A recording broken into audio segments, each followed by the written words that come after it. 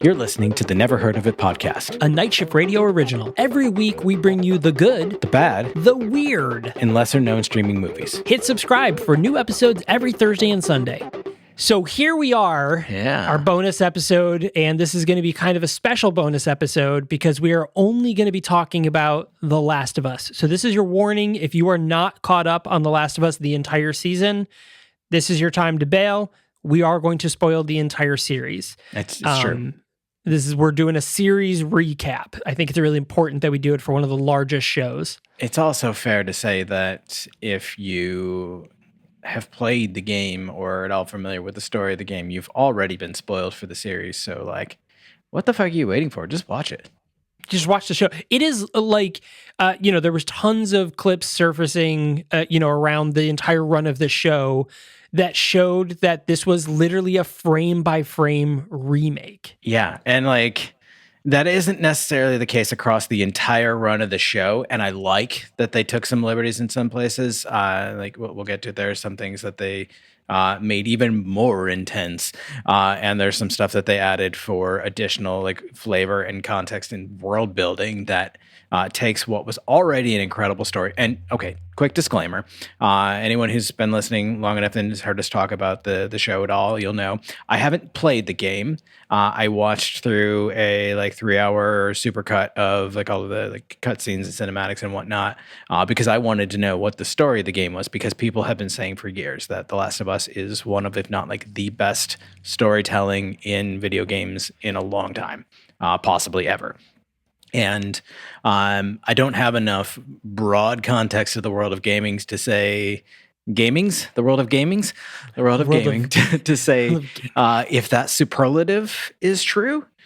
But I will say it was an absolutely fucking fantastic, gripping, heart-wrenching story from start to finish.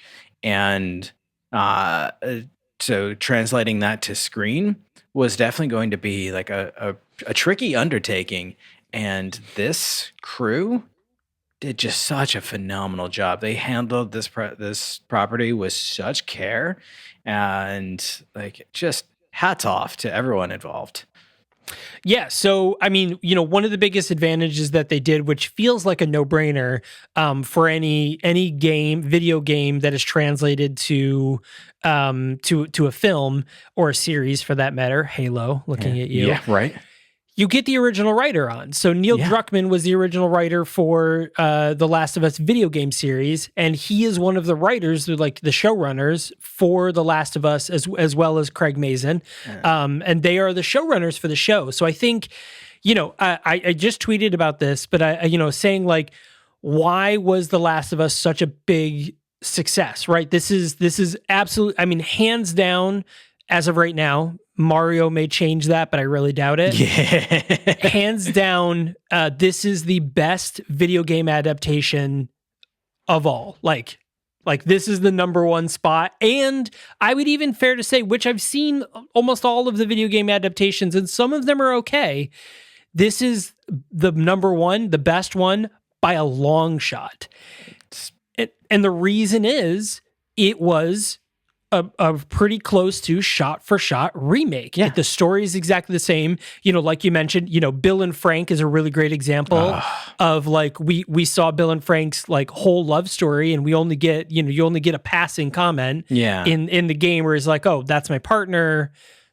You kind of get the idea that that they were close, but you don't see them being close. Yeah. But that Bill and Frank episode, still if it doesn't win an Emmy, I would be insanely surprised. If the show doesn't win multiple Emmys or Golden Globes, I would be so surprised because it is fantastic. It's honestly one of the most powerful character stories, but also one of the most powerful love stories that I have ever seen on screen. And I remember when that episode aired and everyone was immediately immediately after the tears dried up and the tissues were thrown away, talking about how great it was.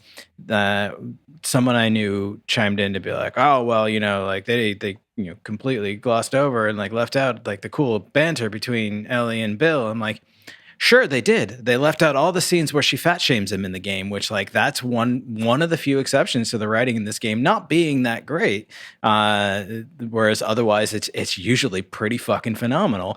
And to take that out and like, yes, okay, you miss out on the chance to see Bella Ramsey and Nick Offerman go at it. Like, I still want that at some point. That would be amazing. Right. But instead of having Bill show up and like trade barbs with Ellie and like send them on a fetch quest, like just getting his story and Frank's story, like Frank is literally just a corpse in the game. You know nothing about it. Like getting that story, that is fucking good television.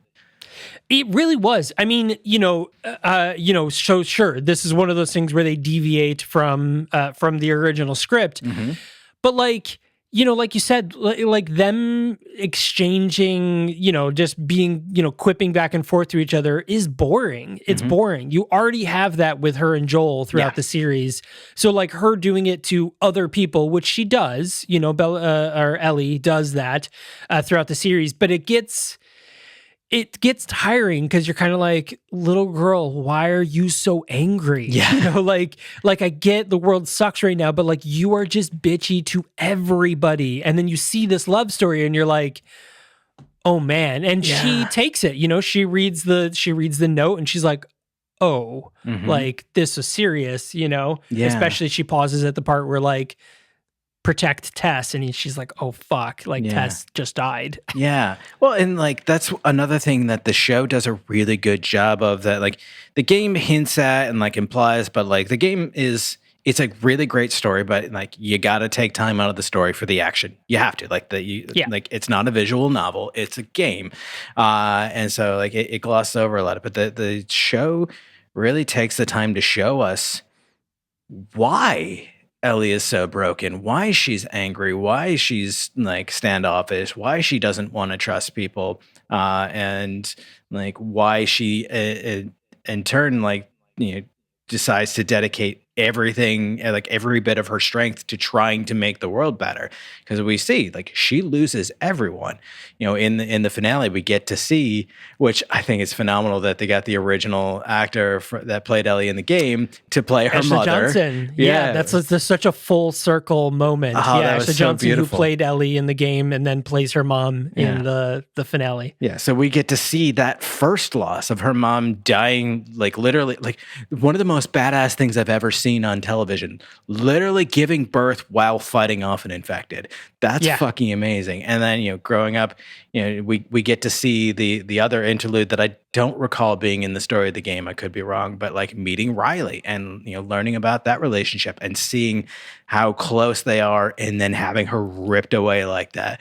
And then she like starts to like get friendly with Tess, and Tess dies. And like she wants to trust Joel, but it's a little bit rough. And so that's where we are at this point, is they're starting this journey where like everyone that she's cared for is gone. And there's even a couple points where she thinks that that's going to happen to Joel, whether it's because he wants to leave her because he doesn't want to do this mission, or the point where he almost dies and she has to help keep him alive. Like we get to see why she's like that. And like suddenly now she's a really fleshed out character with a backstory that makes a lot of sense. Yeah, and to that point about Ashley Johnson being in it, tons of the original voice cast were actually in the show.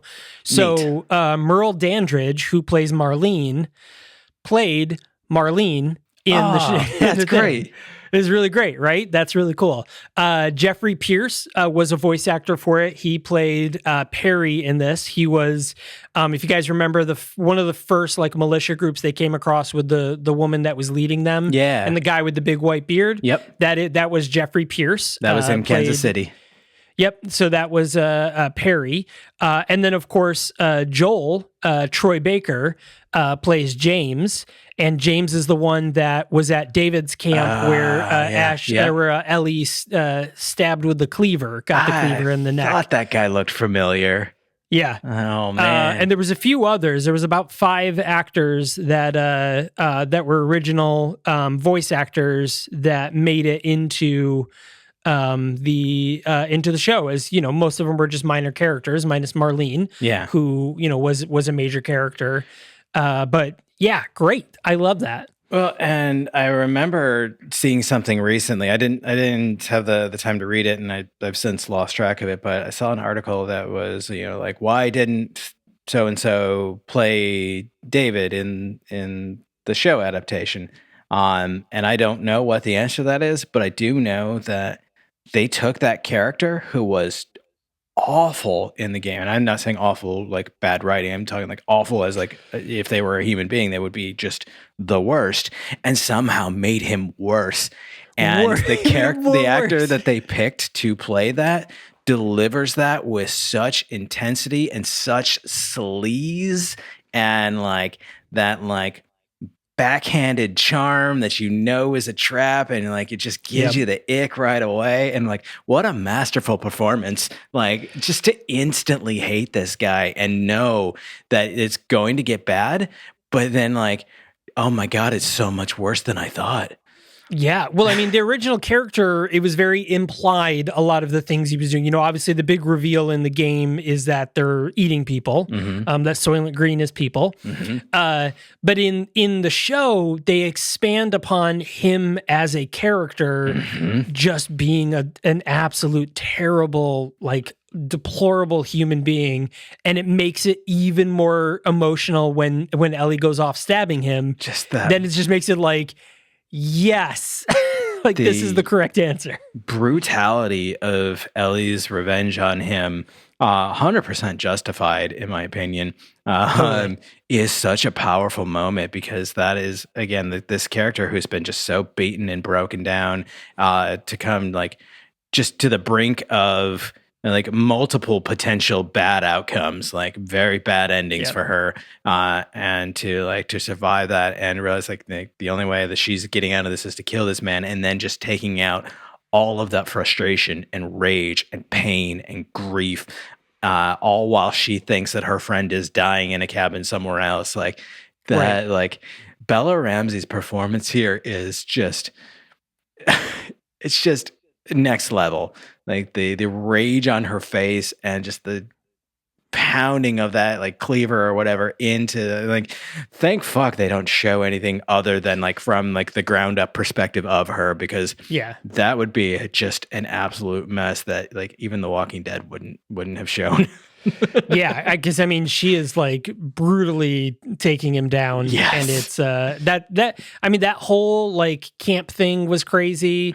I loved the town that the Tommy's town that they find. Like, I think that's great. Which, by the way, Tommy's wife is played by Rutina Weasley, who was Tara in True Blood. So it was really exciting to see her on another HBO show, because she hasn't really been in much that I've seen since then. So when she showed up, I was like, Tara, yes.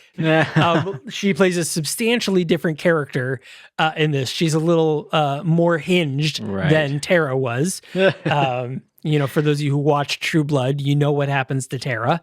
It's bonkers. So it was really good to see her back. I was excited to see her on the screen again. But yeah, I'm actually, like, speaking of Jackson, really curious to see if they do anything further with that as the story expands in part 2. Because I know nothing about part 2 beyond it follows Ellie's story later in life. She's grown up, she has a girlfriend, she's on some other new adventure. That's all I know. But it feels like they're really setting up Jackson as being like the ideal sanctuary. And like in the first game, it felt like it was a safe haven, but it was like kind of a cobbed together, like it was based off of like near a nearby power plant, basically just a glorified compound. But like to see like it's like this is an actual town in northern Wyoming that they filmed in. Like you can find it on the map and like look at the pictures and like it looks exactly the same. And like it's a really, really interesting concept to say, like we've got this remote place. It's far from most humans and definitely far from most infected. We've got some safety from the surrounding elements. And we built our walls. We got electricity. We're living pretty normal, and I want to see where that goes. And I love that both the game and the show have Joel and Ellie back there at the end after the great betrayal. Yeah, to that point, I just saw a report where they're saying that It hasn't been greenlit yet for a season 3 of Last of Us. But I mean, the season 2 got greenlit literally like the day the first episode aired, because it made record numbers, number of people watched, which the finale beat. The finale had 8.2 million people tune in that night. Wow. Which is surprising because the Oscars were happening at the exact same time. I was part of making television history. Yeah, same. And it's crazy because, if you think about the Oscars, like there also was a huge deal at the Oscars because, we had Ke Huy Quan winning an award, Brendan Fraser winning an award. Everything Everywhere All at Once was Best Picture, and it was presented by Harrison Ford, which was also great that he presented it for Ke Huy Quan. Did Michelle Yeoh get Best Actress as well?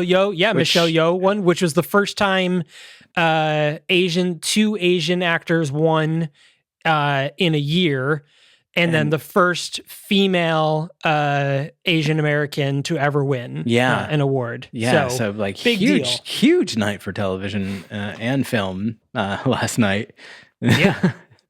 Yeah, but I mean 8.2 million viewers, which broke the record of the pilot episode, which I think is absolutely insane. I mean, HBO is doing huge numbers.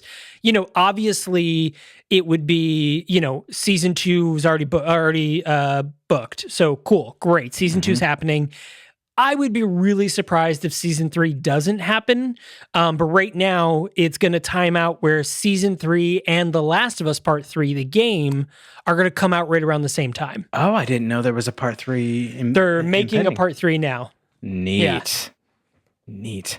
Well, like there is a part of me that wants to go back and play the game, but like between watching the cinematics and seeing this just beautifully presented story on screen, I turned to Ellen after it was done. I was like, see, now I got all of the best parts of playing the game without any of the stress. Without any of the reload. Yeah.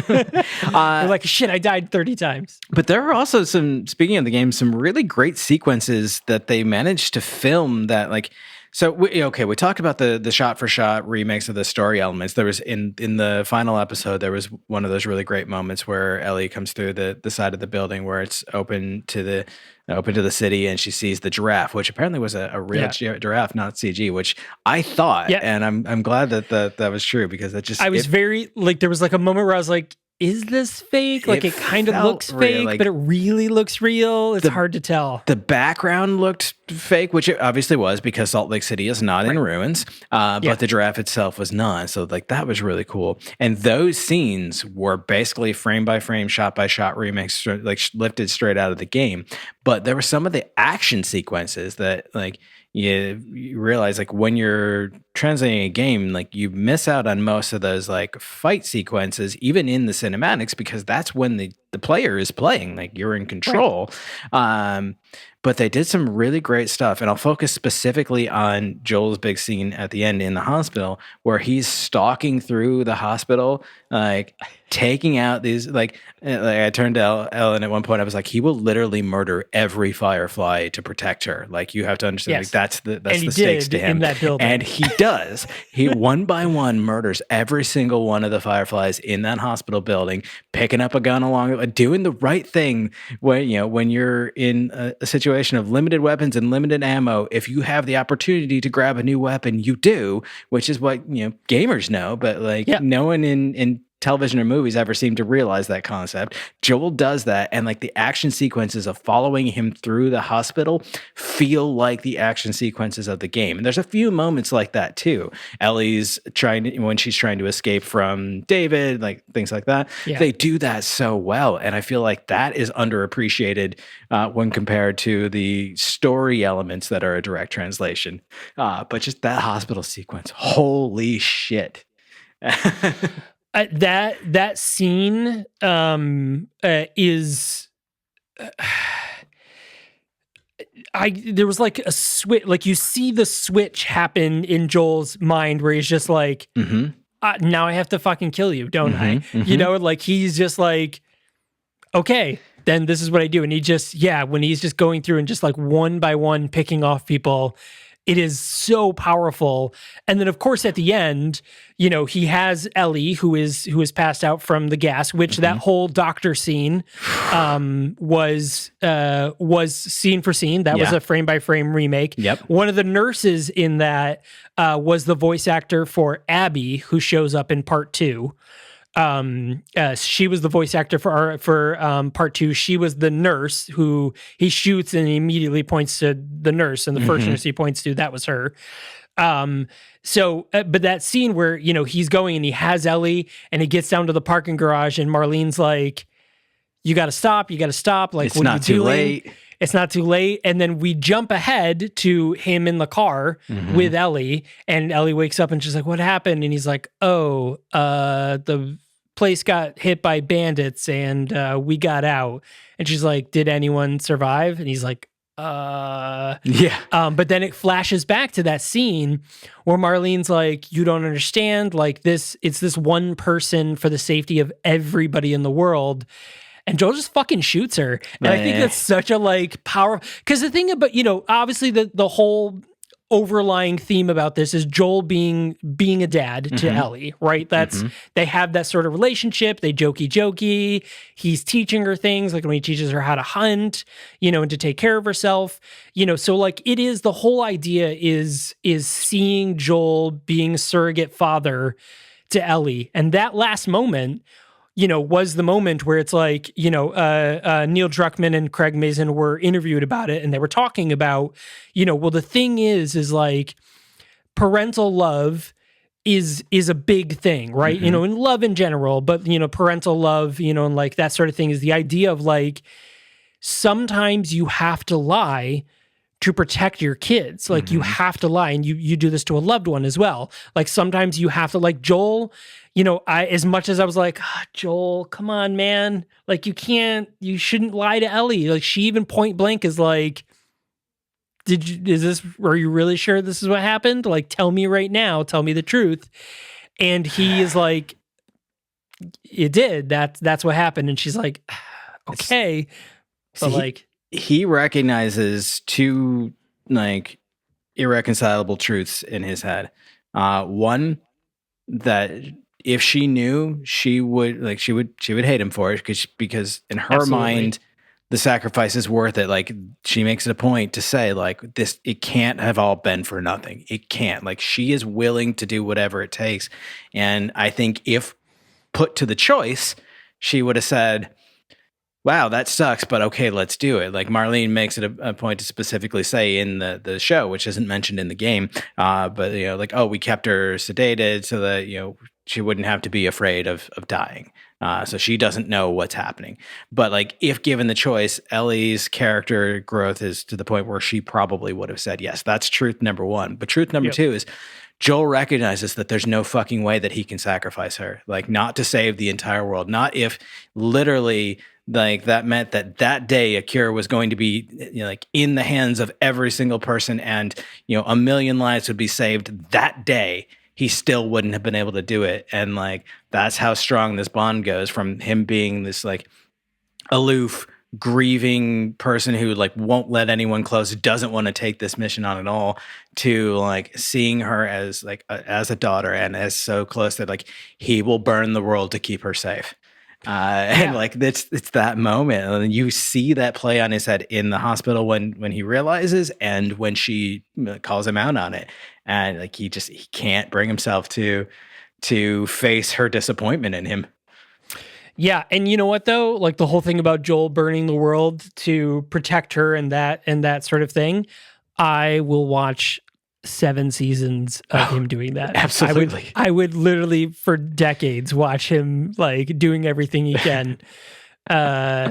Just because like shit, that was so cool. That scene was like, to me, outside of Bill and Frank, that closing scene was like the coolest thing in this show, because it, wasn't just like, it's cool because he's John Wicking his way through this hospital, but it was like, it's cool because he is a completely emotionally parental protection mode, like heightened, turned on, and that's what made it great, because that emotional underlying of like, I would do the same.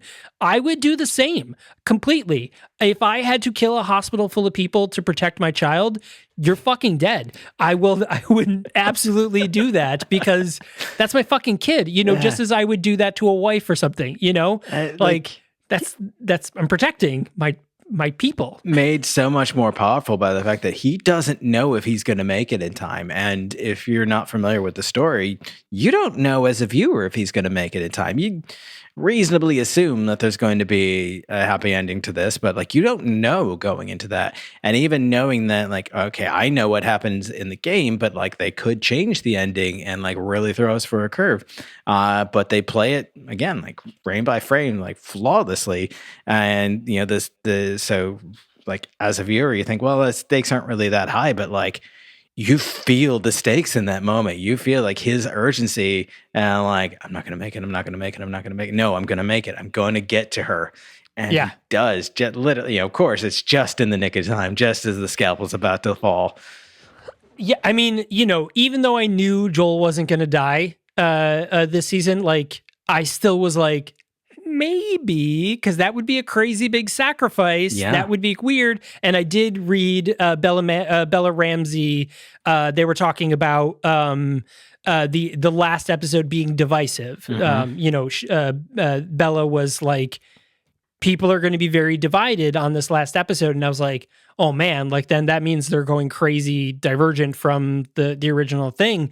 But they didn't. It ended the exact same way as how it does in the game. And I was like, okay, all right. But now I know what she meant, what they meant by being by saying diversive. Yeah, is divisive is because of him lying at the end and her just accepting it, which happens in the game. Yep. That is what happens in the game. Like word for word, that whole conversation is exactly how it happens in the game.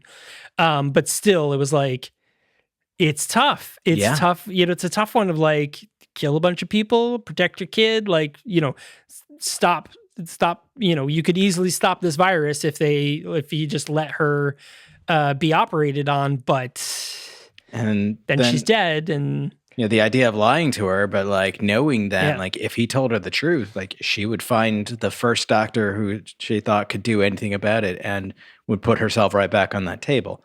100% in a heartbeat. Yep. So like, but also like getting like an insight into how she was immune. I don't think the game gave us that at all. Like seeing it doesn't. Seeing like, her mom got bit before she cut the cord, and I love that bit of Anna being like, I cut the cord before I was bit, Marlene. Like just staring her in the eye and like daring her to question it. But like of course you see that and you realize like, oh shit, like she grows up with this, like somehow manages not to kill her right away. And it like they just kind of coexist. I don't know if that is even remotely. I mean, this already suspension of disbelief that the cordyceps could actually control and kill him is in that way. But I don't know if it would be possible to develop immunity in that way. But that's a really fucking clever way to address it. Yeah, so in the game, we see a note about Anna has written, Ellie's mom has written, where she says, like, I got to hold you in my hands, even if it was only for a short time, like I got to see you alive. And so they implied that, Anna dies of something. Mm-hmm. They don't ever say in the game, because this is something that I just read an article about where it was a really big deal because everybody sort of assumed that she got bit while pregnant, had the baby, she dies of being a cordyceps monster, and Ellie gets the immunity because she was bitten while pregnant. But they never say it in the game. So it's all very like, a speculation at this. And you don't see that scene. You just see in a letter where she says like, Marlene's going to take care of you. I only got to hand you, take the knife. Like, this is my knife. Take my knife. So like we get all of the little things, but you see it in the show. And I think that one, we get the confirmation that she was bit while pregnant, and that's how Ellie becomes immunity. You see her give the thing. You see her say to Marlene, like, take her for me, please. And Marlene could have just killed the baby too. Yeah. But she doesn't. And that's, obviously the plot, how he lives. But, it makes it all that much more powerful when Marlene at the end was like, I understand better than anyone. I was supposed to take care of this child. Do you think that I want to sacrifice her for this? But she does the whole greater good thing, and that much more powerful again when she chooses to spare Joel's life. But then when she confronts him, it's like we don't have to do this, and he's like, you'll just keep coming for her.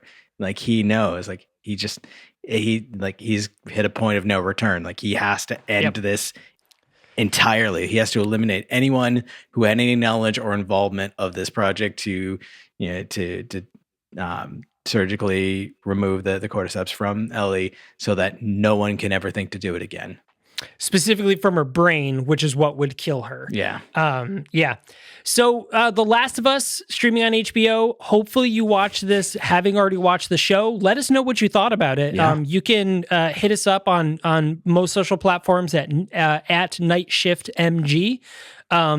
Would love to hear your thoughts on it. Were you a person who played the game and didn't like the show? I hear those people exist.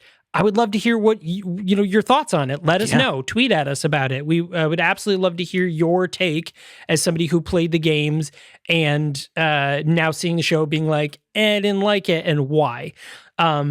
Hey, if you loved the show and the games, tell us that too. Yeah. I also want to know that. I think that's also cool. If you're watching on YouTube, comment down below. I want to know what your thoughts are on this show.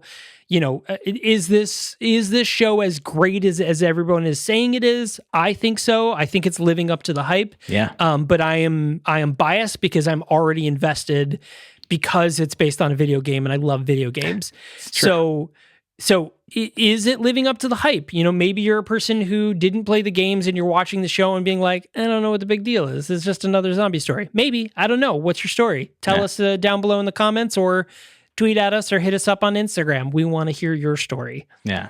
I mean, my impression is definitely that it was even it exceeded my expectations. It was better than I expected. So I can't wait to hear other people's thoughts.